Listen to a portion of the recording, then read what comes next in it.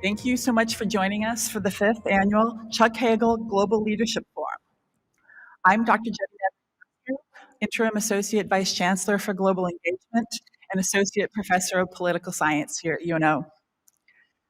The purpose of this event is to explore critical issues with global leaders in search of solutions to today's global challenges, the kind of challenges to which Secretary Hagel has devoted his life. This evening's forum will feature some remarks from Jerry Seib, journalist and former executive editor of the Wall Street Journal, followed by a conversation with Secretary Chuck Hagel. Discussion will be moderated tonight by Dr. Lana Obradovich, the Director of International Studies and an Associate Professor of Political Science at UNO, using questions that were submitted in advance from UNO students. This year's forum is hosted in partnership once again with the Atlantic Council, a nonpartisan organization that galvanizes U.S. leadership and engagement in the world, in partnership and with allies and partners to shape solutions to global challenges. At this time, please turn your attention to the screen for a welcome video from Fred Kemp, President and Chief Executive Officer of the Atlantic Council. Good evening. I'm delighted to join you from Washington for the 5th annual Chuck Hagel Forum in Global Leadership, hosted by the University of Nebraska, Omaha, in partnership with the Atlantic Council. We are honored to work with the University of Nebraska, Omaha to make these discussions possible. Tonight, you will hear from two individuals I have had the pleasure to work with over many years. Secretary Hagel is a man who needs no introduction in Nebraska, in Washington, D.C., or really anywhere else in the world for that matter. Throughout his career, Secretary Hagel has dedicated himself to public service. In doing so, he has earned 2 Purple Hearts while serving in Vietnam. He served at the U.S. Senate for 12 years, and then he went on to become the 24th Secretary of Defense under President Obama. He served as the Atlantic Council's chairman from 2009 to 2013. It was a time of extraordinary growth and accomplishment at the Atlantic Council, and I consider myself lucky to have worked alongside him. Secretary Hagel is a man of deep integrity and generosity. Nebraska, and of course the United States, have benefited deeply from his leadership. Now to my friend, Jerry Seib. As a former reporter and editor at the Wall Street Journal, I've had the pleasure of coming across many remarkable journalists in my professional life. But my longtime colleague at the Wall Street Journal, Jerry Seib, is one of the most talented and accomplished journalists of our generation.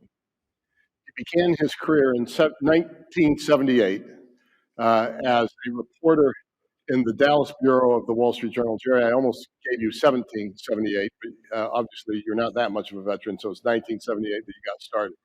But whether there or as Middle East correspondent in Cairo, as Washington bureau chief, or as Wall Street Journal columnist, Jerry has consistently embodied all the qualities of journalism at its very best. He has won a number of journalism awards, ranging from the 1988 Merriman Smith Award for coverage of the U.S. presidency to the Pulitzer Prize in 2001 as part of the extraordinary Wall Street Journal team that covered the September 11th attacks. Now, for Jerry and me, that was a very moving moment because our offices in New York, the Wall Street Journal offices in New York at the World Financial Center, had to be closed down and were blown out by the World Trade Center attack. Secretary Hagel and Jerry, I could not be more proud that the Atlantic Council has joined forces with the University of Nebraska, Omaha to host tonight's 4th installment of the Hagel Lecture Series with you two on center stage. With that, over to two extraordinary friends and remarkable colleagues. It's my pleasure to introduce one of 2 distinguished UNO alums who will grace our stage tonight. University of Nebraska at Omaha Senior Vice Chancellor for Academic Affairs, Dr. Phil He. As Senior Vice Chancellor, Professor He provides leadership for UNO's 6 colleges and the library, guides academic initiatives within the university's strategic plan, including oversight of our scholarships and research activities, advances global initiatives, and supports student success.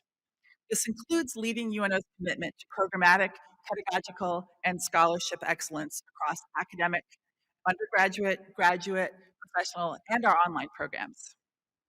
Prior to this position, Professor He served in a wide variety of senior positions at Northeastern University, including Vice Provost of Faculty Diversity, Vice Provost for Faculty Affairs, Vice Provost for Graduate Education, Associate Vice Provost for Graduate Education, and Associate Dean of the School of Criminology and Criminal Justice.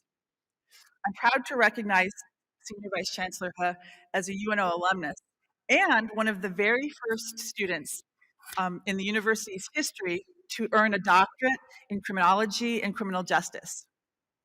Professor He brings more than a decade of academic leadership to experience to our campus. Please join me in welcoming UNO Senior Vice Chancellor for Academic Affairs, Dr. Phil He.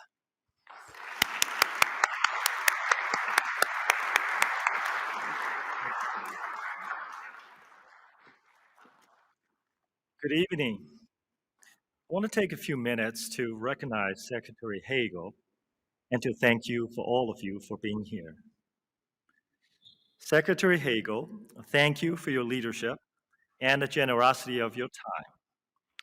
We're so honored to have you here this evening. You've been a true champion of the power of education, not just through this event, but through everything else that you do for our university, for our students, and for this community. We are proud that you are a maverick. We're very grateful for your continuous support of the University of Nebraska at Omaha. I'd also like to take a minute to thank the UNO students, staff, faculty, and members of the community today. Quite simply, you are each right here today because we need you. Our world needs citizens who are committed to the global leadership and public service. We need you to work together to solve our most pressing challenges and to take the most of our shared opportunities. Even as we continue to navigate unprecedented challenges, I am hopeful. This is because our students are more engaged and outspoken on matters affecting our community, our nation, and indeed, even our planet than ever before. As Mavericks, it is our mission and our calling to serve our local and global communities. There's no higher calling than for one to serve our fellow human beings. And it is a calling that we all share. I hope that this evening's event will inspire you to not only answer that call, no matter what career field you may ultimately choose, but to continue to challenge yourselves to become the leaders of tomorrow. Because while the future may seem far away, what you do here today is your first step towards success. Many of you may be new to our campus. If this is your first time here, I hope this is just the first of many visits to UNO. Thank you for everyone who has helped in making this event possible today. Now, it's my honor to introduce the very person that has brought us to be here together today, a fellow maverick and a servant leader, and a true example of what it looks like to serve our community and our country. Chuck Hagel was the 24th United States Secretary of Defense, the only Vietnam veteran and very first enlisted combat veteran to serve in that position. Mr. Hagel has also served 2 terms in the United States Senate representing the state of Nebraska, as co-chairman of the President's Advisory Board, and as the Deputy Administrator of the Veterans Administration.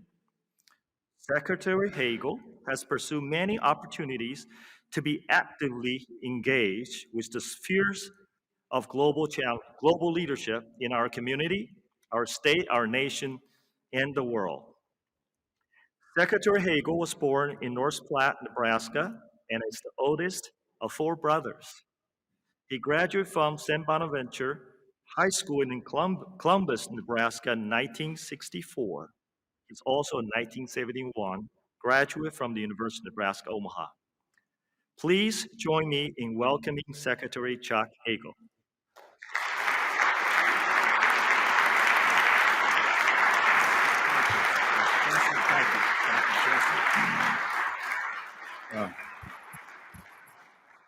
Chancellor, thank you. And to all of you, good evening, and thank you for coming tonight. I want to thank the University of Nebraska at Omaha, all who have the responsibility of helping educate our young people, not just in an academic way, but in a complete way, in a way that makes important decisions about citizenship. And in a day when our world is so polarized and so divided, citizenship is the essence of who we are. It's the essence of a democracy, and UNO does that very well, not just by classroom work, but by example. And I want to thank all of you here at UNO for what you do and the important work that you have, and I think even more important work ahead. I want to thank the Atlantic Council, Fred Kemp, for sponsoring this event with us as they have the last 3 years. We've had to do that virtually the last 2 because of COVID. And this year, fortunately, we could get together and do it in person, but the Atlantic Council wanted to continue to be part of this. And I appreciate that very much, especially because for us, for UNO, the people of Nebraska and the people of this region, it gives us an opportunity to talk beyond ourselves. It gives us a real global presence. So to all of you who've had a role in that, thank you very much. It's my honor, and truly is an honor, to welcome my friend Jerry Seib from the Wall Street Journal to be our 5th annual lecture tonight. And I say that for many reasons. I, like all of you in your own individual capacities and areas of expertise and experience, have known a lot of people in my life. I've associated with a lot of different people in different careers I've had, in particular public service. But I've never met an individual in journalism who was as complete a person as Jerry Seib. Yes, he's won about every journalism award that can be bestowed on a journalist. That's important. But he's more than just a Wall Street Journal reporter and leader, which he has been for 45 years. And I think that's clearly evidenced by not only the recognitions he's had, but how much respect he has in Washington, in capitals all over the world. I've dealt with a lot of journalists, but he is as complete a journalist and human being as I've met. Fred Kemp noted some of his accomplishments and awards and recognitions, and the fact that Fred worked with Jerry when they both were at the Wall Street Journal. But he also, since he's retired, really not retired, been able to continue to contribute in maybe a little different way. He has just recently finished a fellowship at Harvard's Kennedy School of International Politics. Last year, he just finished a fellowship at the Robert J. Dole Institute at the University of Kansas. He recently completed a tenure as a senior fellow at the Institute in Washington, CSIS, which is one of the most respected international think tanks in the world. So he continues to contribute in many ways, as well as still write pieces for the Wall Street Journal. He's a Kansas boy. That that means he's really kind of one of us. Uh, Although I noted that over the years, Nebraskans often send their horse thieves to Kansas, but I don't think his family was involved in any of that. But he is a Midwesterner, a true Midwesterner, and I value that, and I think a a lot of us do. And so it is with true pleasure for me to thank Jerry Seib tonight and to honor him and to invite him to make some remarks, and then we'll sit down and talk and hopefully answer some questions. But, ladies and gentlemen, I now give you the complete journalist, Jerry Seib.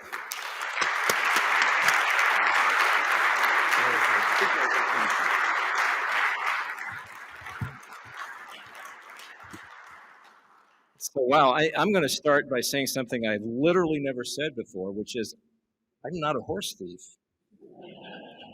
And some of my family's here, and I don't think we have any horse thieves in our family, but I'll check. All right, I'll check.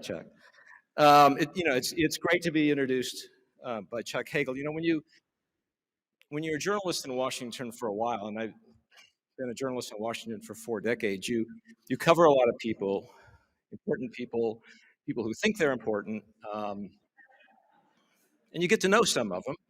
Some of them you like, some of them you don't like so much. This is a guy you can't not like. Absolutely, you can't not like him. But I actually know Chuck most not because of any interaction we had as government official and journalist, but because he did something year after year that didn't get any attention except that I noticed it. And my brother Tom, who's sitting in the front row here, noticed it. Tom was principal at Pius X High School over in Lincoln, and he would bring students to Washington to see the Capitol every spring. And I think almost without fail, then Senator Chuck Hagel took time out of his schedule to meet those students. It's a small thing. You don't get much credit for it in Washington and probably even not back home, but it's really important. It's really important because, you know, the future of our democracy, and that's what I want to talk about tonight, lies not with us. We've probably screwed it up pretty badly in some ways.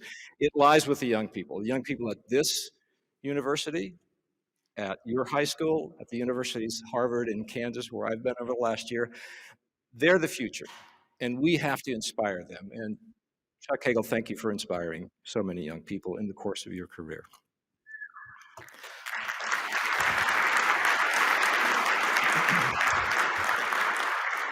And it was nice to be introduced by Fred Kemp, who's an old friend and a colleague, and I'm really glad that he didn't point out that when we were working together at the Wall Street Journal, the one thing that he did was we played basketball together every Friday morning at the YMCA, and he posted me up and took me to school all the time. So I'm just going to acknowledge it right here.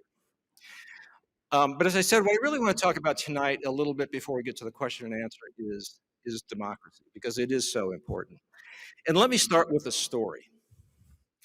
Back in the fall of 1991, while covering the State Department for the Wall Street Journal, I accompanied Secretary of State Jim Baker on a trip. This was a trip that showed the appeal of freedom and democracy.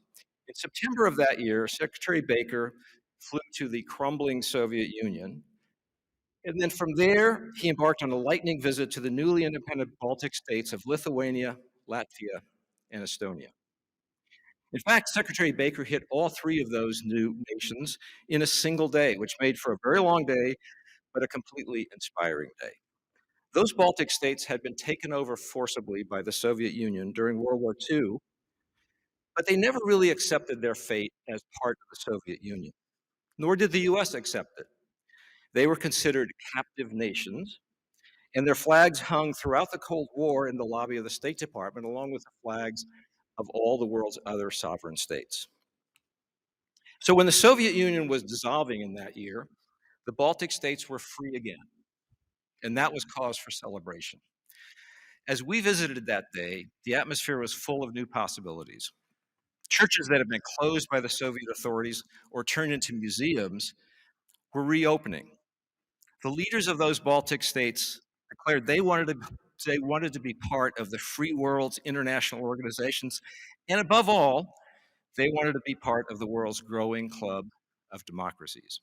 At every stop, Secretary Baker marveled at being in, quote, free and independent countries. And he could have added, and now democratic countries as well. So those were heady days. And some important things seemed certain to be true at that point. Democracy was the wave of the future. Authoritarian regimes were becoming a thing of the past. The Western model was the envy of the world. Even Vladimir Putin seemed to be part of this new wave.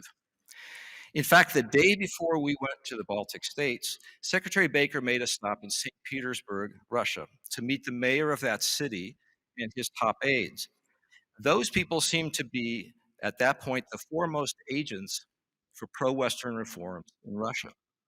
And one member of that St. Petersburg inner circle was, yes, Vladimir Putin, who was seen then as a potential agent of positive change.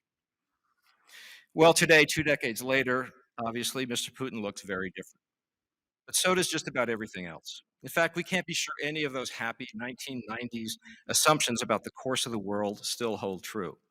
In particular, the idea that democracy is demonstrably the wave of the future, not just in the Baltic states, but around the world, is being challenged.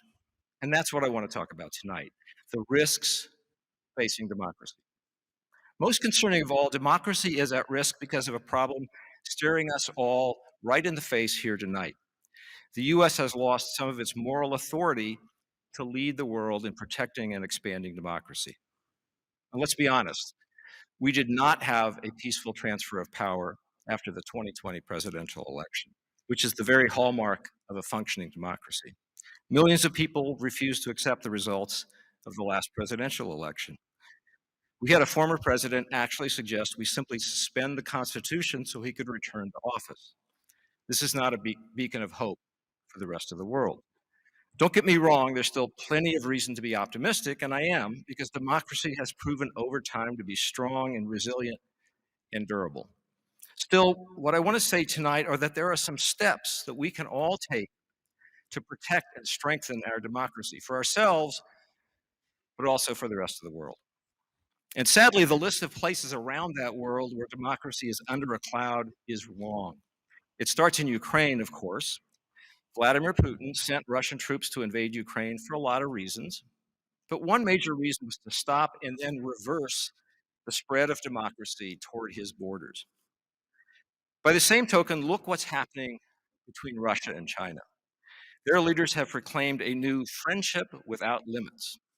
Their goal isn't merely to challenge America on the world stage, but also to demonstrate that democracy is fading as a model and that authoritarian regimes and economies are the wave of the future.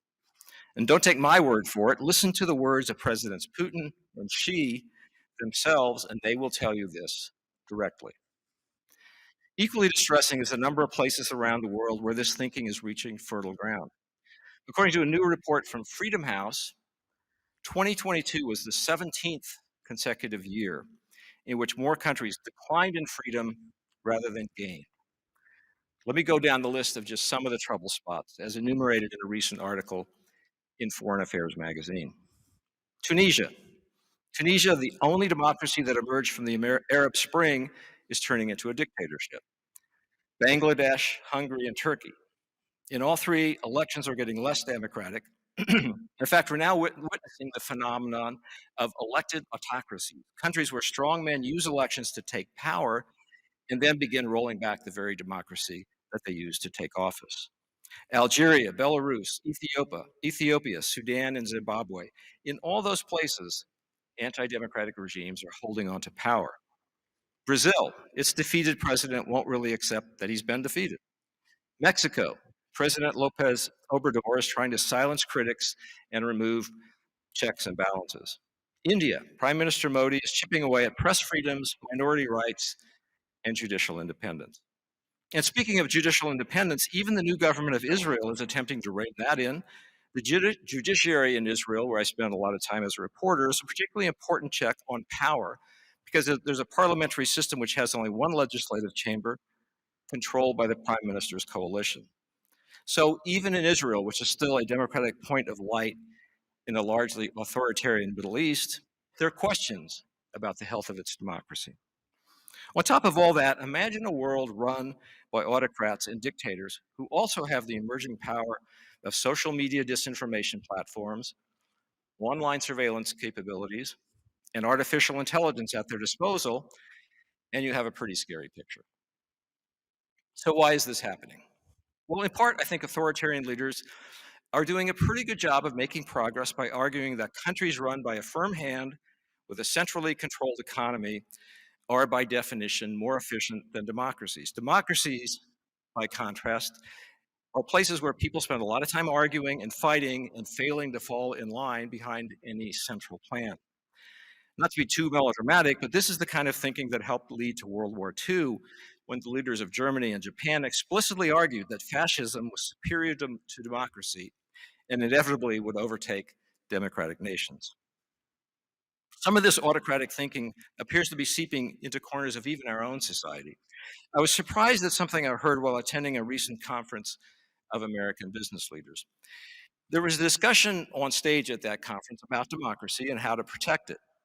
And when the time came for audience questions, one of the business leaders stood up and he said, "Why are we spending so much time talking about democracy? That isn't the most important thing. The most important thing is to have a more efficient economy, and democracy's got nothing to do with that. If my company were a democracy," he said, "I probably wouldn't even be in charge." Democracy, by the way, is essential to capitalism, but that's a longer conversation and a different one.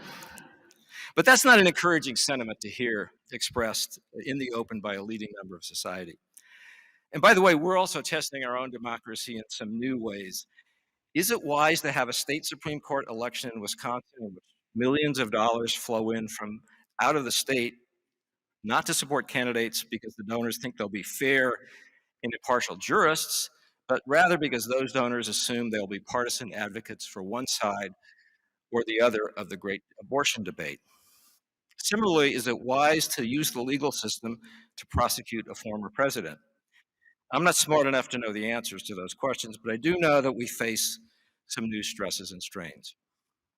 Now, having said that, it's important to remember democracy is supposed to be messy. There are supposed to be arguments. That's not a sign of weakness, but a sign of strength, because it's out of open debate and free thought that people's rights are preserved and that innovation can flourish. That's our strength. I also think it's important to say that all is not bleak around the globe either. Freedom House sees some signs of improvement in the last year. That is, countries where democracy has regained ground. Similarly, Samantha Power, the former American ambassador to the United Nations and the current head of the Agency for International Development, writes in her own new piece in Foreign Affairs that last year may have marked the high water mark for authoritarianism around the world. She argues that authoritarians' appeal will diminish after Russia's disastrous performance in Ukraine and China's epic mishandling of COVID. Well, let's hope so. But even Ambassador Power goes on to argue that the US needs to move decisively to turn those kinds of hopes into realities. Abroad, she argues the US needs to give aid to fledgling democracies and work harder to combat online propaganda and disinformation aimed at undermining democracy. And domestically, she argues that the US and other nations need to do more to address the kinds of income inequalities that give rise to populism and authoritarian arguments. That last point strikes me as really important. The best thing we can do in the US is strengthen our own democracy to restore some of that light that's supposed to serve as a beacon for the rest of the world. Moving back onto safer ground starts with, I think, with a broad acceptance across our society of what democracy really means. Democracy means accepting legitimate election victories by candidates you don't like, and then working within the system to defeat them the next time if you feel that strongly about it. Democracy means defending the institutions of democracy, even after those institutions may do something you don't like. Above all, democracy is not automatic. We should not take it for granted. We need to take actual actions to protect and preserve it. 3 come to mind. First, I think the leaders of our 2 major political parties should come together and agree on some best practices for conducting elections and counting votes. In our federal system, obviously, elections are actually conducted by the 50 states, and that's probably as it should be. But that doesn't mean there couldn't be some national consensus on basic practices for registering voters, scheduling elections, tabulating votes, certifying elections, and handling disputes. That would build trust, which is what we need right now. And the 2 parties and their leaders have every reason to do this, because every elected official at every level is dependent on the same system for his or her own legitimacy. Second, I think institutions outside of government can help by holding political leaders accountable when it comes to honoring elections. The Carter Center in Atlanta is actually the leader in this space with an initiative that deserves a lot more attention than it's gotten. Last year, the center launched what it calls the Candidate Principles for Trusted Elections Initiative. That's a long name that means a bipartisan effort that encourages candidates, political parties, and voters to all sign a pledge to uphold 5 core doctrines of democratic elections: integrity, nonviolence, security, oversight, and the peaceful transfer of power. Other institutions, along with the Carter Center, joined in to push this initiative, and some notable candidates from both parties signed on. I'm going to talk about this, by the way, later this month at a forum at the Dole Institute down at KU. Let's hope that more people sign on to this pledge by the time the 2024 election rolls around. Third, and this is the thought I really want to leave you all with tonight, it's not adequate to hope that others will protect our democracy. We all, as citizens, have a responsibility to do our part. And here I think the most compelling call to action comes from Richard Haass, the president of the Council on Foreign Relations, in a new book he's written entitled The Bill of Obligations, The 10 Habits of Good Citizens. Richard is, as his title would suggest, a foreign policy expert. But he is so worried about the decaying of our democracy and that as a threat to our national security that he decided to take on this domestic question. His message is that we all have some duties, yes, some obligations, if we want to help to preserve, protect, and defend democracy. And here are the 10 obligations that he enumerates. Be informed, get involved, stay open to compromise, remain civil, reject violence, value norms, promote the common good, respect government service, support the teaching of civics, and put country first. That strikes me as a pretty good list. Most of the items speak for themselves. But let me put an exclamation point behind 2 of them. Be informed. Sounds simple, right? But this means both seeking out and consuming legitimate news, something that's important to me as a journalist of many decades' experience, and filtering out the lies and propaganda and disinformation. This is getting harder and not easier in the environment we're in now, in the information age explosion, which is filled with sources that purposely distort the news. But it isn't difficult to find a few reliable news sources and to use them regularly. To be truly informed, one needs to read, and one needs to read widely. And let me also point to valuing norms, because that may not sound like much. But that means engaging in behavior that our society deems to be proper, even when there isn't some law or regulation that requires it. Some of what makes America great are its institutions, government and civil, and the fact that our society has always embraced certain norms of behavior that are acceptable and expected. And speaking of institutions, that reminds me of traveling to Iraq in the 1980s, and Secretary Hagel and I were talking about this last night. I remember traveling to Iraq in the 1980s when Saddam Hussein was in power. And it was a complete police state. You knew it was a police state the minute you got off the plane. You could feel it everywhere. And what Saddam Hussein had done was he had built his power up by destroying the country's civil institutions. And then when Saddam fell, the society collapsed. Why? Because there were no institutions holding it together beyond the iron hand of a dictator. So our institutions matter, and we need to defend the institutions even when we're not 100% pleased with the institutions. And I would add one other obligation. Listen. Don't just talk. Listen to those, not who you agree with, but those you disagree with. And those you aren't so sure about, so that you can understand them. And maybe they can understand you. Whether you like it or not, 74 million Americans voted for Donald Trump in 2020. And 81 million Americans voted for Joe Biden. They're not all evil, they're not all stupid, and they're not all dupes. So, in short, put talking to your neighbor above shouting at him or her, or just rolling your eyes. Above all, recognize that here and abroad, democracy is not a spectator sport. Get into the game. Thanks to you all for listening, and I look forward to having some questions.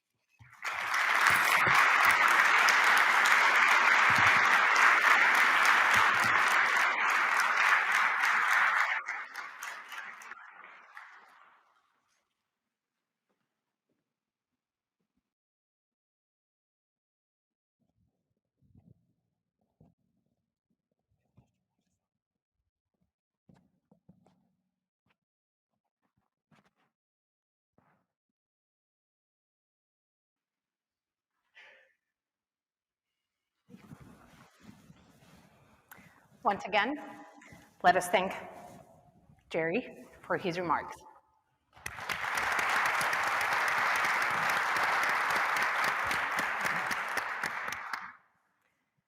I would like to now welcome you to the second portion of today's event. I'm Dr. Lana Obradovich, Associate Professor of Political Science and Director of International Studies here at UNO. And it is my great privilege and honor to moderate the fifth Chuck Hagel Forum in Global Leadership. Let me briefly give you the topic and format for this discussion. As the Cold War ended, America's position at the apex of global order seemed unassailable. With democracy's victory over communism complete, the United States appeared poised to exercise an unchallenged, benevolent global leadership based on American values, democracy, and open markets. Yet, just 30 years later, the US leadership and the international order it helped create with its allies face a number of complex challenges. We asked the University of Nebraska at Omaha students to think about these challenges and how they will affect our position as a global leader, and invited them to pose specific foreign policy and global leadership questions. We received hundreds of questions, and I'm sure there were hundreds more. While I'm thrilled that you have showed such an enormous interest, and given the nature and scope of this event, there's only a few we can ask. I would kindly request that you hold your questions, do not shout them, but allow me to ask these previously submitted questions. Without further ado, let's begin. And I would love to begin with you, Secretary. The mission of this forum reflects the principles that you as a senator and later as secretary put into practice during your many years in public service, including defending and supporting democratic values that you've just talked about. In February 2019, 2 months before President Biden announced that he's running for presidency, he sat right on this stage with you and I. And when I asked him about his thoughts on democracy, he said, "We all benefit when democracies grow." Well, only a week ago, speaking at the Summit for Democracy, the president reminded the world of his commitment and the US government's commitment to boost democracy globally. But many, including many of our students, and in this case specifically, freshman international studies major Gerald Connolly, I believe is in the audience, there you are, wonder how we can show other states that democracy still works, particularly given the polarization, anger, and weakening democratic norms here at home. Well, thank you for the question, and thank you, Jerry, for your comments, because your comments reflect on that question, because it starts here. And if our commitment to a better life for all people through democracy, through freedom of expression, humanitarian interests and goals, if we don't practice that, if the world doesn't see that here, then there's no way that we can change the world. As to the specific question on how do we do that, I have dealt with this issue. Jerry has seen it over the years. And I think where you start is go back to the beginning when the United States and our allies created the post-World War II world order. And the world order that was created after World War II was not created based on American principles or American interests. It was based on common interests, the common interests of all people. So we had, which I've always referred to as coalitions of common interests, built like the IMF and World Bank, trade institutions, General Agreement on Tariffs and Trade, which is WTO, collective security, NATO, probably the most important, NATO, and the United Nations. They were created because none of those institutions could fix all the problems. But what they could do is they could focus the world together on the common interests that we all have. More freedom for individuals, more prosperity, more hope, probably most importantly, more education, more exchanges. We're always going to be dealing with tyrants and dictators, as evidenced by what we're dealing with today. But if you strengthen the core countries based on the institutions that provide a better world, and not preaching to them, not militarizing them,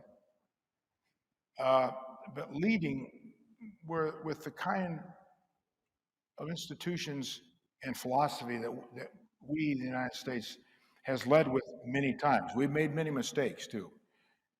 And the biggest mistakes we've made, whether it was in Vietnam or, in my opinion, Iraq or Afghanistan, was not ultimately focusing on helping that country prosper, because what we didn't do, we didn't understand the culture of the country. We didn't understand the society. We didn't understand the religion. We didn't understand how a country is different from us. And countries are different.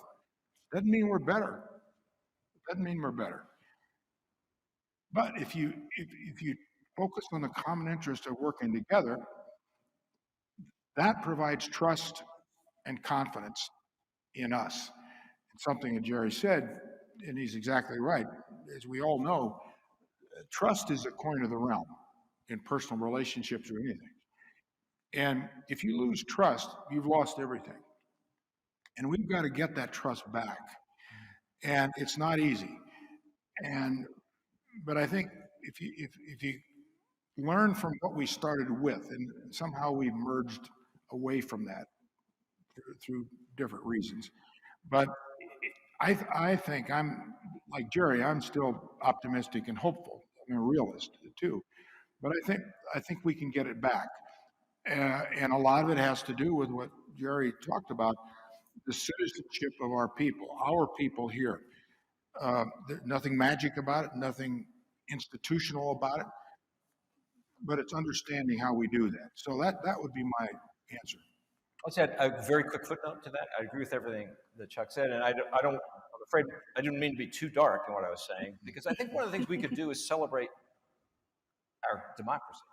You know, it is a fact. People are trying to get out of Russia. They're trying to get out of Venezuela. They're trying to get out of Cuba, and they're lining up to get into the U.S. And we kind of lose sight of that. We should remember what that says about what America still means to the rest of the world.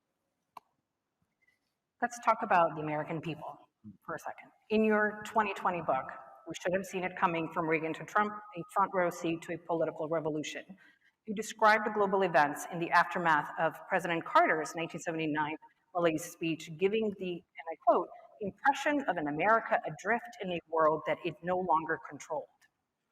Many of our student questions have been about America's ability to face similar and unique challenges that range from pandemic, climate change, authoritarianism, and then all the way to Russia, China, North Korea.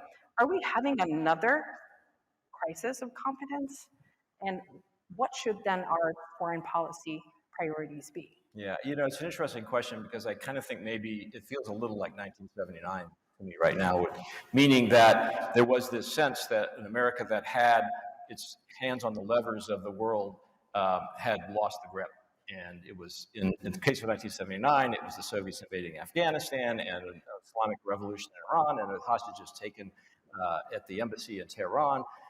The Sandinistas come to power in Nicaragua. That all happened in 1979. And then we had inflation roaring away at 13, 14%. Well, we're not quite there yet, but all those kinds of things seem to be happening. There was a crisis of confidence. And I think, in a way, and whether you agreed with him or not, the guy who probably cured the crisis of confidence is somebody you worked for, is Ronald Reagan. He didn't have a magic wand to fix all those things, but he found a way to stand up and say, we'll be okay. We'll get past this. And he inspired some confidence. And, wasn't easy, and there were a lot of problems along the way, but I think the country pulled out of it partly because those things are cyclical, and partly because what I'm saying, I guess, is what we need is some leadership and some leaders who can pull America forward. And what Ronald Reagan really did was not solve all those problems, but restore confidence that they could be solved. I mean, I would just add to what Jerry said. He said something that I think is really fundamental.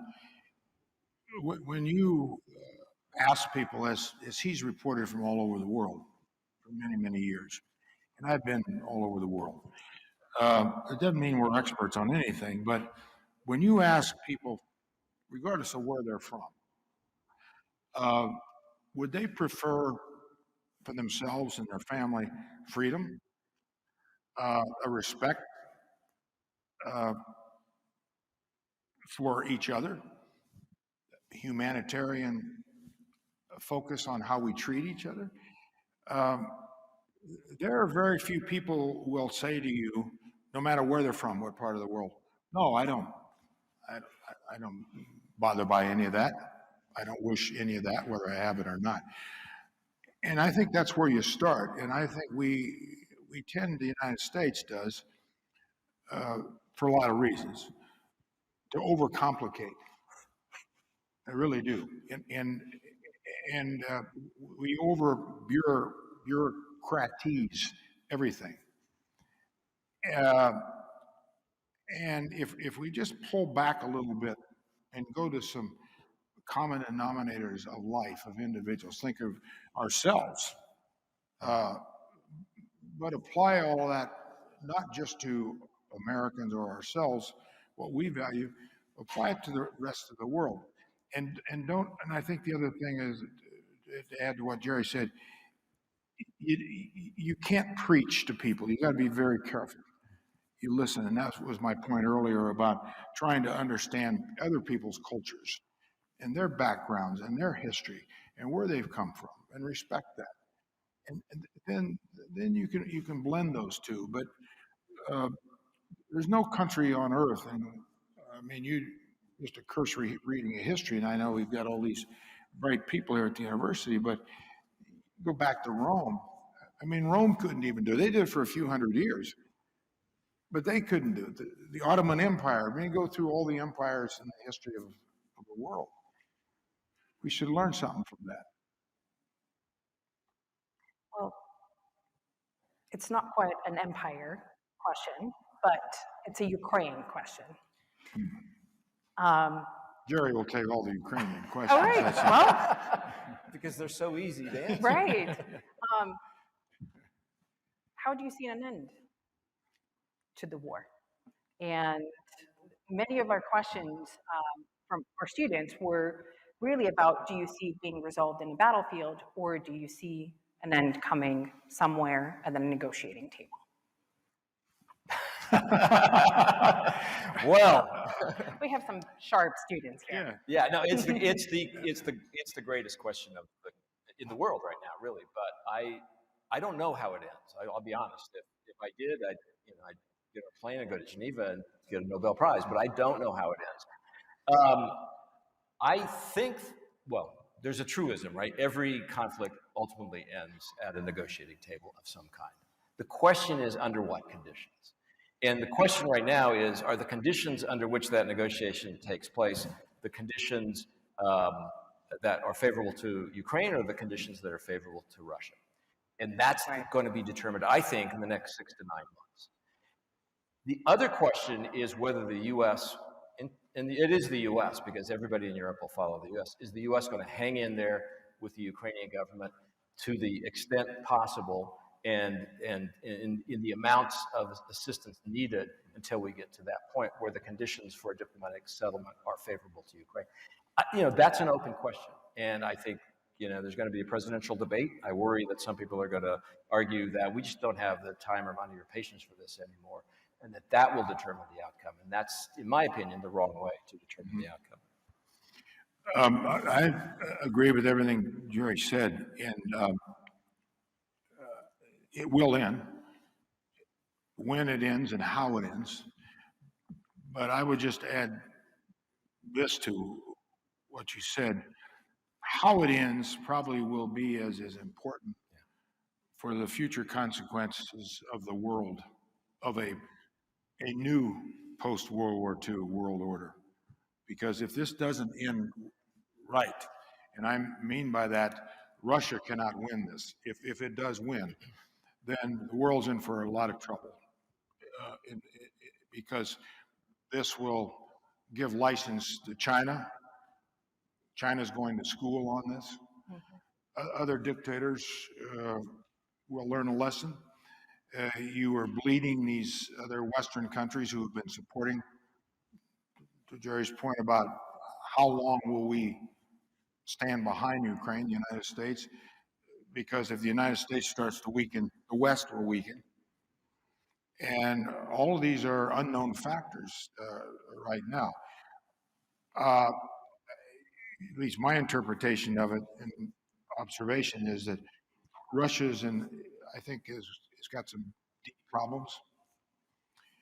And I think this, over the next few months, could go in a lot of different directions. And it very much depends on, maybe completely depends on, how strong the United States and the West stick together on holding with Ukraine, not only in the armaments that we provide, the sophistication of those armaments, but in every way. And that's where I think we are. I think we are at a defining time here. Jerry's point about 6 to 9 months, I think, is probably realistic. I think by the end of this year, sometime toward the end of this year, I would look for something to break. Something will happen. Either it'll be to Russia's advantage or Ukraine's advantage. Something's going to happen here. And one thing we know about the world and life, there's no such thing as status quo. It doesn't happen. And today's gone. And what are we going to get tomorrow? Nobody knows. Nobody can predict. So, like you said, and Jerry, it's the big question of our time, because so much for the future of the world depends on how this ends. And there might be a model for this ending on look at the Korean Peninsula. You fought to an exhausted state, drew a line, said, you stay over there, we'll stay over here. Not really a peace, it's a truce. And maybe that state of sort of simmering tension lasts for a long time, but it's not a shooting war anymore. And the question is, where is that line drawn and how favorable to Ukraine? Will Ukraine emerge as a whole and freestanding and sustainable state? And that's, I think, the key to the outcome. So let me talk about what happens next then.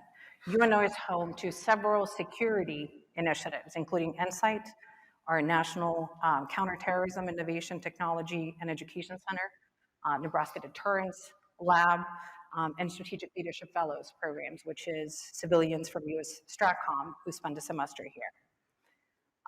Many of these different groups of students and faculty on our campus are interested in understanding our leadership in this potentially new multipolar, multi-adversary world, particularly as China and Russia strengthen their relationship.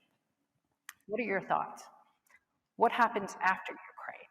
What is our place? You started down that path. Yeah. Well, allies and alliances have always been important throughout history.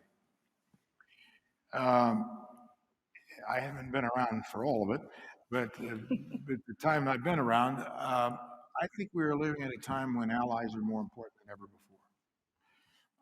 One reason I say that is because of nuclear weapons and technology, the sophistication of all that. And it kind of goes back into some of the conversations we've already had with some of the questions that it's so much more difficult. You talked about being with Jim Baker on those trips than when Baker was Secretary of State. And every year things get more complicated. And how do we deal with China? How do we deal with all of these other issues? How do we deal with 9 nuclear countries that have the capacity of nuclear weapons? That we don't control them, any of them.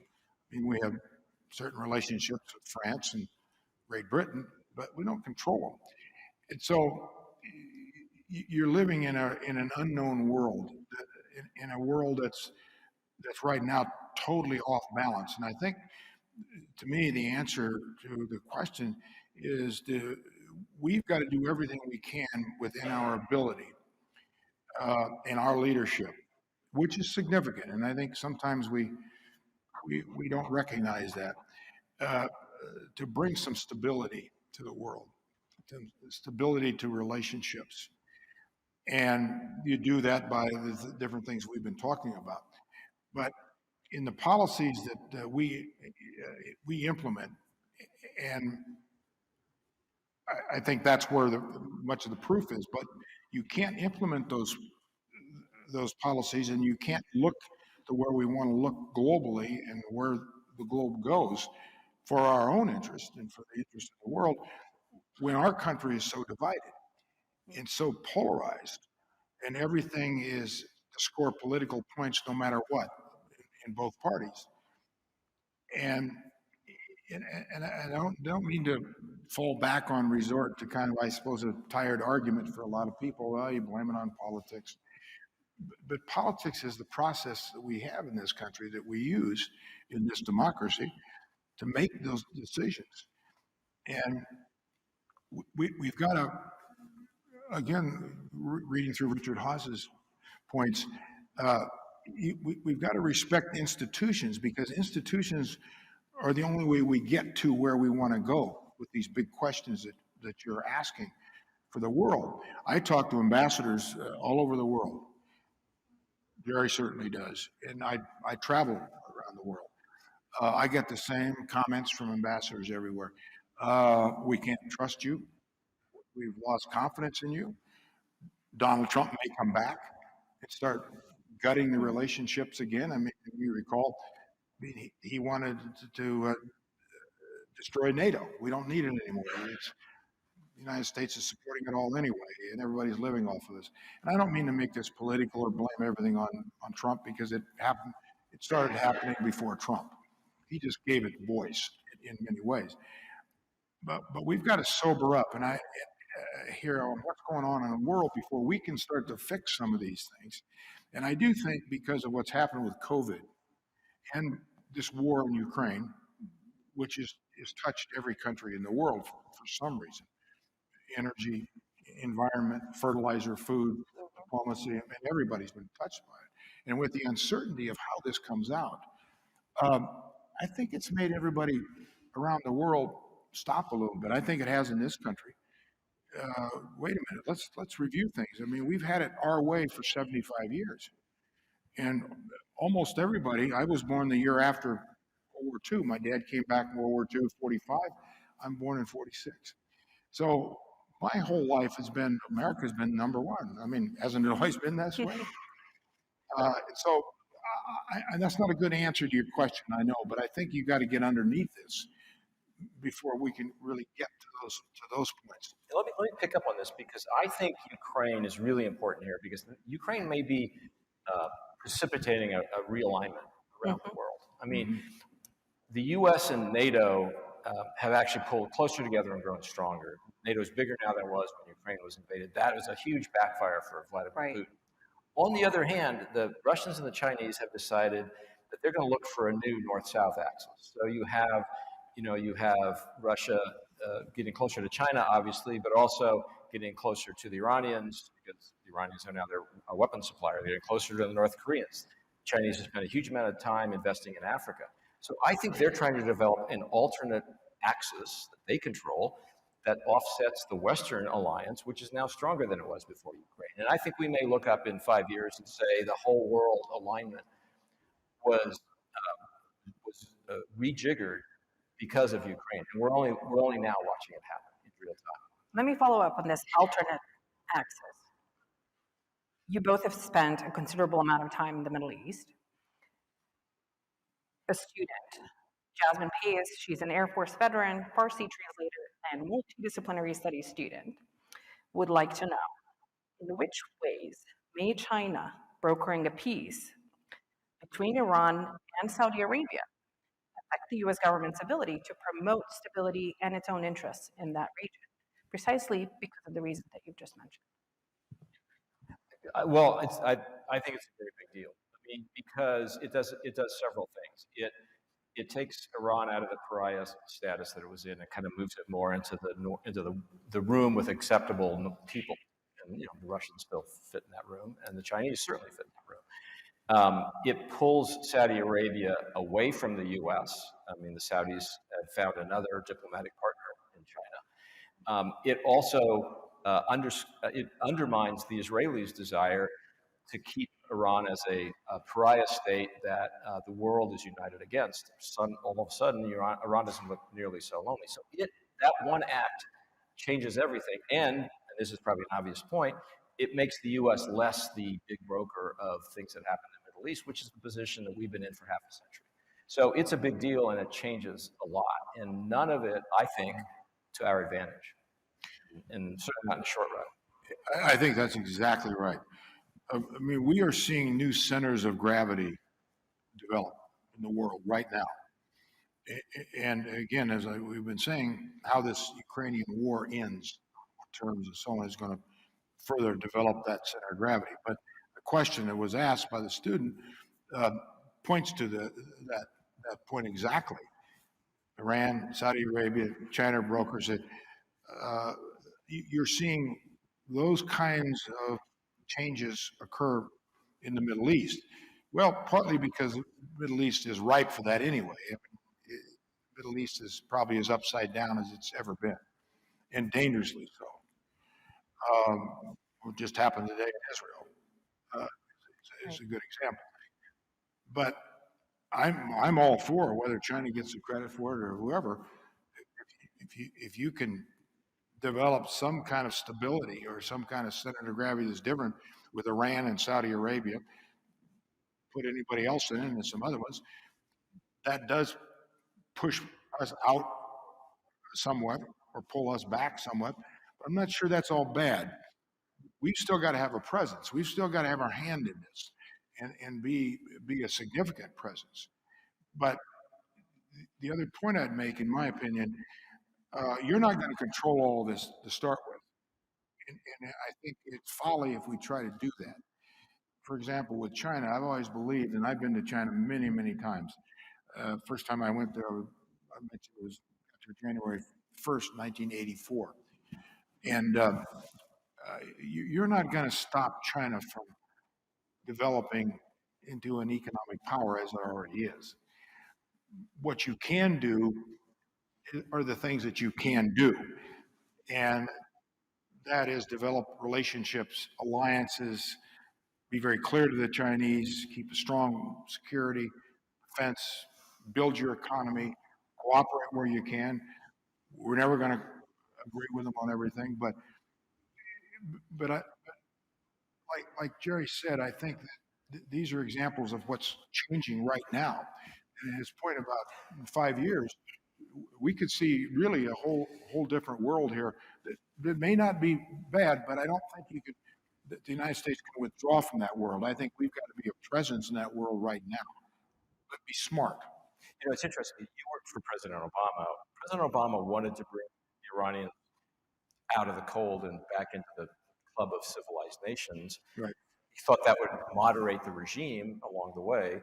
The difference was he wanted to do it with us leading the way, and now it's happening with the Chinese leading the way. So it's not, the outcome isn't bad necessarily. It's just that we're now on the outside looking in as opposed to sitting in the room and leading the process.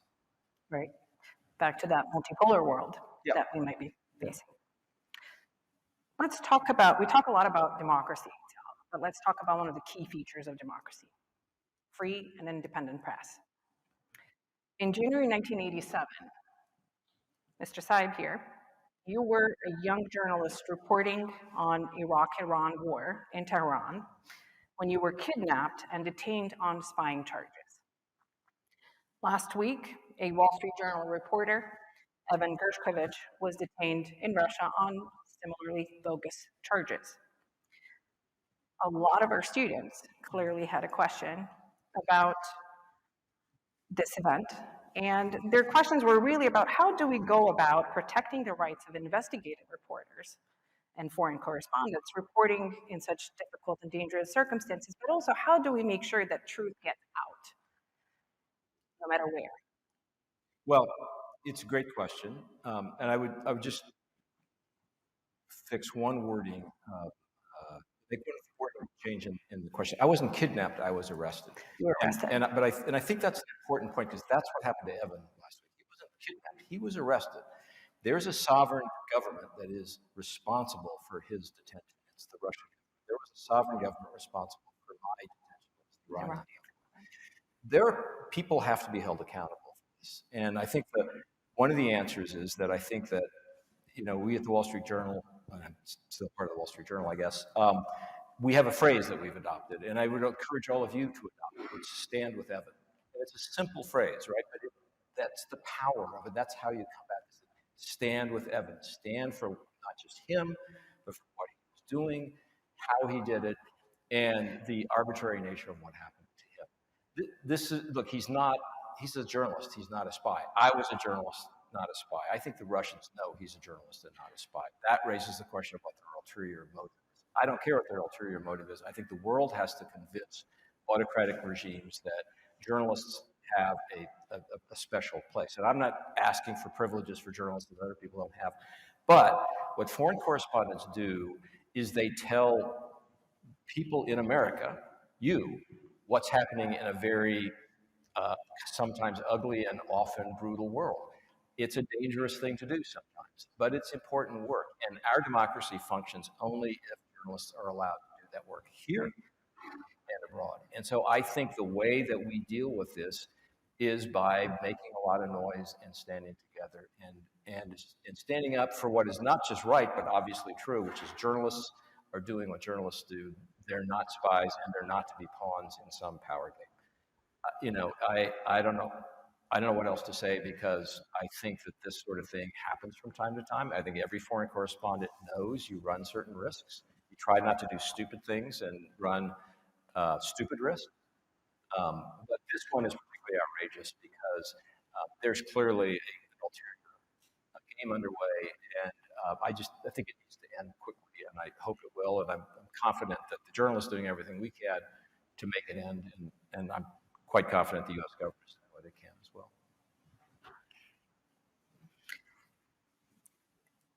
Switching gears slightly, in the audience this evening, we have a group of 20 bright young leaders from 10 Southeast Asian nations.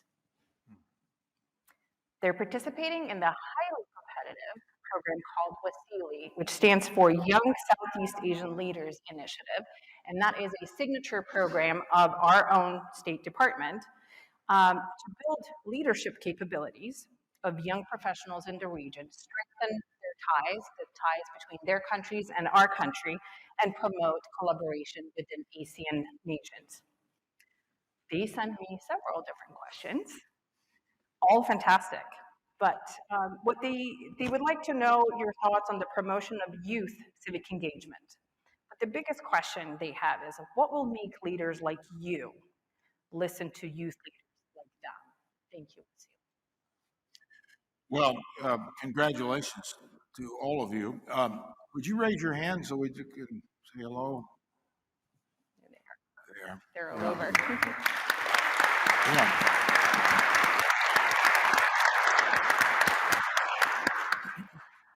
Well, I think there's just one simple explanation to your question as you, like all of our young people sitting here tonight, are the future of our country. You're the future of the world. And I don't think you need a further explanation than that. And it's our responsibility um, to help you, equip you, uh, give you the benefit of our knowledge, the mistakes we've made, the things that we didn't get right. Um, and it was simpler for Jerry and me than it's going to be for you. But you're smarter. You've had an opportunity, like all of our young people here, uh, to develop yourself in ways that Jerry and I did. And you'll be better prepared. And I think because also you've seen a lot of the mistakes we've made, as well as a lot of the right things, the right decisions we've made, and a lot of the good things that we've done. And I don't think you want to minimize that either. But I mean, I don't go any further in explaining what I mean by that. It's just you're the future. Well, we know how much you do for our students at UNO. We know how much you do for students in Nebraska in general, promoting public service. And so I don't think there's a better example to follow than Secretary Hagel's. Oh, thank you. Absolutely. Absolutely.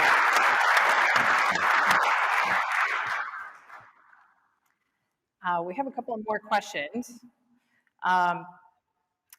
have several students from business administration, and one of them is Mika Miyata, who asked, how can the United States leverage its leadership to encourage other countries to take stronger action on climate change? So climate is clearly on our students' mind. You were in Kyoto when we started this conversation, so you should kick off. Yeah, well, thank you. Notice how I did that. Yeah, he's a journalist. Well, again, it's something I said earlier. The environment's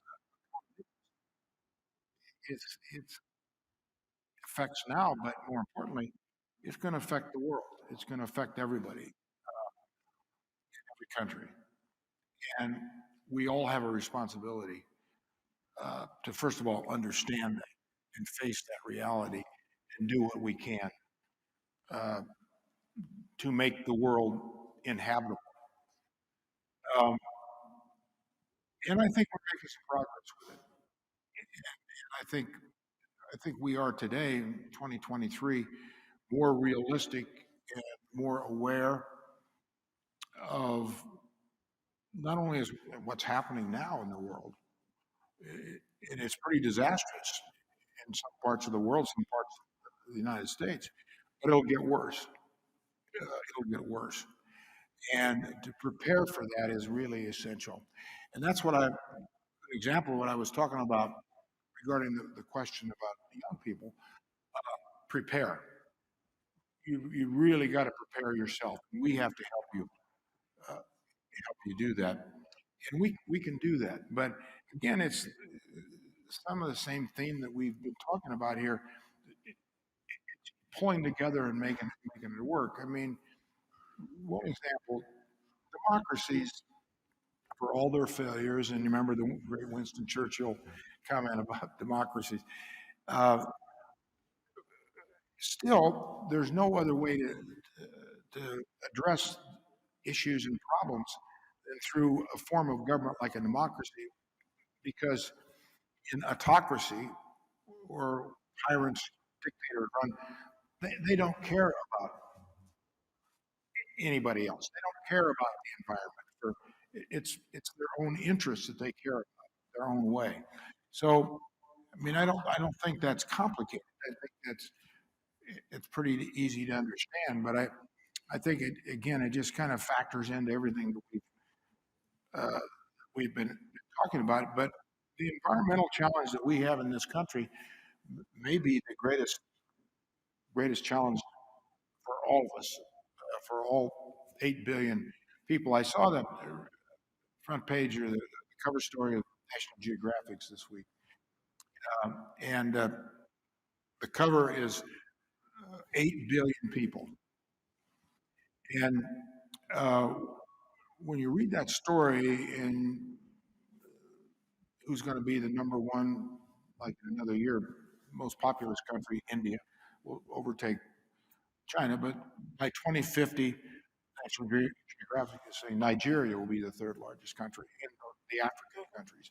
Well, when you look at Africa and what's going on there with the environment, but everywhere, I mean, how are we going to sustain probably another billion, maybe 2 billion people on the face of the earth? So this may be the most critical question of all the critical questions facing mankind.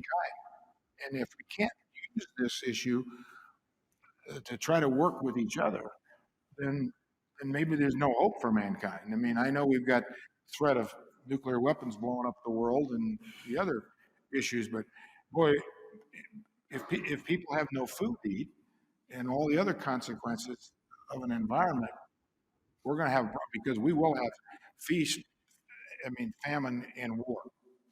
It will lead to war and a lot of wars. If you want some sobering reading, look at the list of birth rates in countries around the world, and it's the gap between non-developed and developed countries is ginormous. It's just big. You know, I've thought about this a lot, and this is a layman's answer, but I think in a weird way, the one thing the U.S. might be able to do to contribute most to affecting climate change is to develop the technology, because that's kind of what we do in this country, that creates new energy sources that work, and to convince the world, show the world that those things can be economically effective. And honestly, if we can do that, I think then you pull other countries along. 'Cause I think you're right. You can't preach to them and convince them, but you can show them. Show 'em. And that's, I think, the best bet that we've got for ourselves, but also in terms of world leadership. Easy for me to say because I know nothing about science and technology, but thankfully, there are a lot of other people, including on this campus, who do. And the point, you got to bring the other people in with you into that technology, into the development, so that they have it too, and not just hold it like this. Because one of the things, again, going back to COVID, that I think was startling to a lot of Americans is how dependent the United States still is on other countries. When we had the supply chain problems. Another issue, no, the world is completely interconnected in every way. And we're better off than almost any country on earth, yes, but we're still dependent on other countries. And as former Secretary of Defense, I can tell you the only way we have been able to project power in the world for 75 years, and the most significant military power in the history of man, is because of our alliances and because of our allies. Because if we didn't have those bases that other countries let us use and let us have, and let us get into their countries and use their resources to station our troops and our ships and our planes, we wouldn't be able to project the power. It's sure it's in their interest too, but it's truly in our interest, and I think, spoken like a true American, the global interest. Military bases and innovation, right? Technology and innovation. And so I know you said you do not want to talk about technology, but I'm going to throw one in. You're going to make me prove it? Absolutely. Many of our students worry about job security. Yeah. And with good reason. Last month's report from Goldman Sachs suggests that roughly 300 million jobs worldwide will be affected by generative AI, and labor market could experience what they call the significant disruption. Alex Naimoli, a political science student, asks, what should the US be doing to prepare for this? What should they as students be doing to prepare? How do we respond to job losses from automation, from innovation? Well, again, a question I don't know the answer to, but a couple of things occur to me. You know, technology has, every new technology has always been seen as a threat to the existing economic order, to jobs in particular, but also to just kind of the way the economy functions. And then over time, it turns out that smart, innovative human beings figure out ways to use that technology to make the economy stronger and to actually add to the job base and to economic growth. I suspect that's what will happen with AI. I think I think what's probably needed are some rules of the road, which is something only governments can do, right? I mean, you can overregulate everything, but you also need some rules of the road.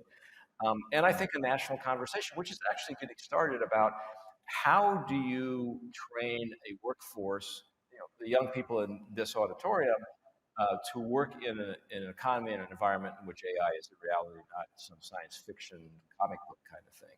And then send people out into the workforce who are prepared to use AI, not to be eaten up by AI. That's all easier to say than to do. I think what we're at the beginning of is a transition to a new kind of economy. And yeah, some jobs are going to go away. I mean, I'll give you a small example. In journalism, there are some very routine stories, particularly in economic, financial news, that are very formulaic.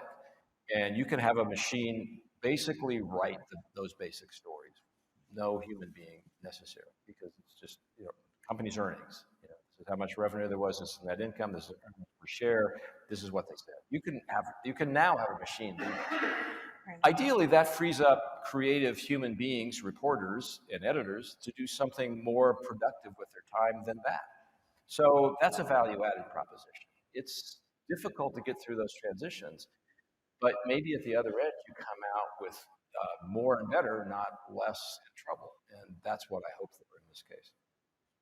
The only thing I'd add to that is that the balance of the social aspect of all this. And a concern I've had about education, particularly high school education, because you get out of high school, then you start to make decisions as a young student on, do I want to pursue AI or do I want to do something else or whatever. So I get that. But I mean social responsibilities that come with AI. And I think we've got to pay attention to that we don't become so robotic in everything that AI does to make life better and more productive, that we're not so tunnel visioned on, let's make a more productive, or we don't need all these people, we can get rid of them, and so on and so on. Yes, that's the obligation of education, is a part of the answer to that, of course. But there's a social dimension to all of this we've got to be careful of. And that we don't let technology just drive society to the point where that ends up being, as I said, introducing Jerry, the complete person, because there are social consequences to that. And I'm quickly out of my depth on all of this, but which at least I recognize. But it's a concern. The older I get, the more I see what's going on. And you can't stop this. You don't want to stop it, because what Jerry said, throughout history, oh yeah, but that'll put people out of. I mean, I'm sure when somebody invented the cart a few millenniums ago and thousands of years ago, I mean, oh my God, people will be out of jobs. I mean, what will they do? They will have to put bricks on their backs and carry stones, because now you have a cart to do it. So they'll have all these people unemployed. I know that's a little far-fetched, but I said I was out of my depth. There's not many jobs left in buggy whip and typewriter No, factories. I am a little behind, but I know but I think you get what I'm saying. Yeah, at least But this is scary because it actually is not just jobs. It's like turning control of people's lives and the conversation over their cities. That's a different order of magnitude. And And I think you need some rules of the road as that happens. You can't stop it. No, can't stop You it. have to just Manage channel it. manage it. Manage it. Last question. You come from Kansas, you come from Nebraska. Both far from centers of power in politics.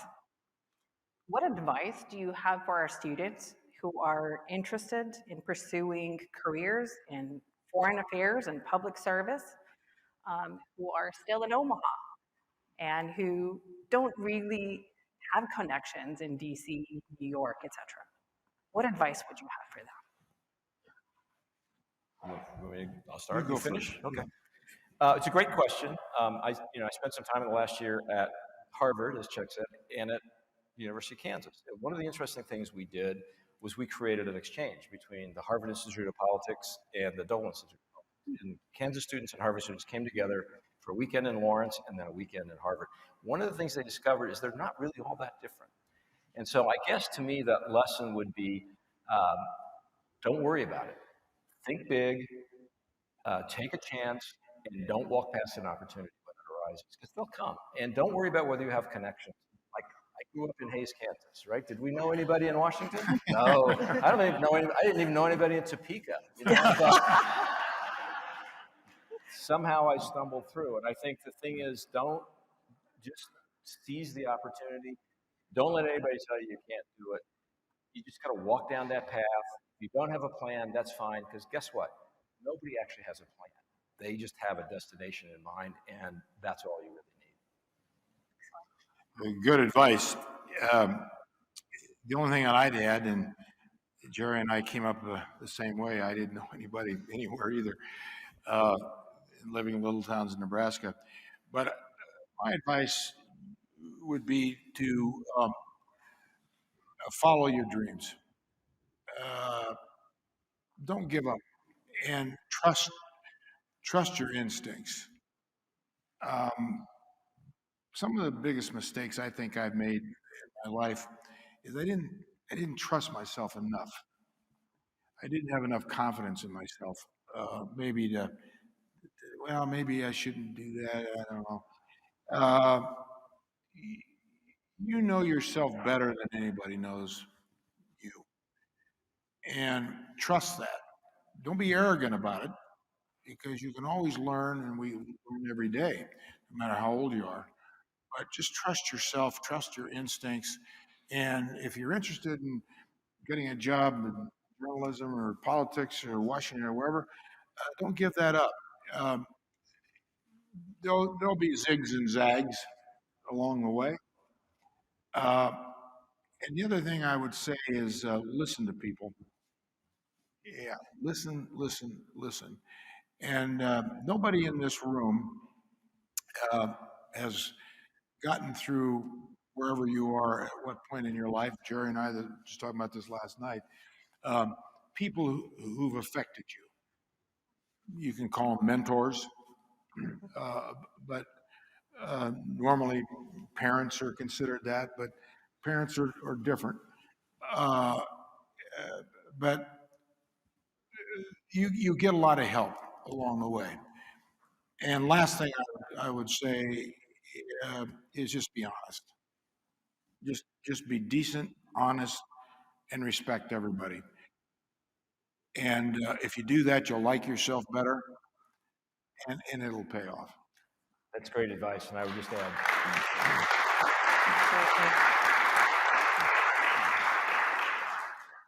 don't think there's anything wrong with being in Omaha. Yeah. Omaha strikes me as a pretty great place, and you should not take that as like second prize. It's great. Very nice. Well, at this point, I would like to thank you both. Secretary Hagel, thank you for sponsoring this incredible event year after year, and for continually nurturing the next generation of American students, American leaders in global affairs. Thank you, Jerry, for speaking to our students and addressing these important issues and challenges facing our country today. We greatly appreciate it. Finally, I would like to thank all of our students, faculty, administrators for submitting their questions. I would like to thank Atlantic Council for working with us to make all of this happen. We have one more thing. don't we?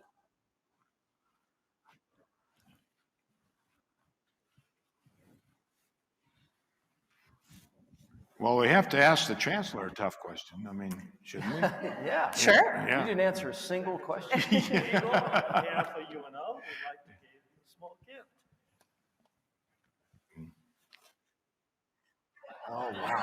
That's a pretty large gift.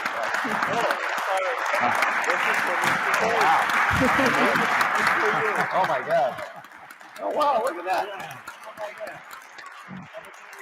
Oh, thank you. Thank you. So, does this mean I have to learn how to ice skate? Yes. Because I don't. But anyway, thank you. That's really kind. That's really kind of you. Thank you. I've learned of just today, I've learned of the history of hockey at UNO, and I'm very impressed. So anyway, I'll take it home. Thank you very much. I appreciate it. Nice job, Joe. Thank you. Thank you all. Thank you very much, and we'll see you next year. Have a great evening.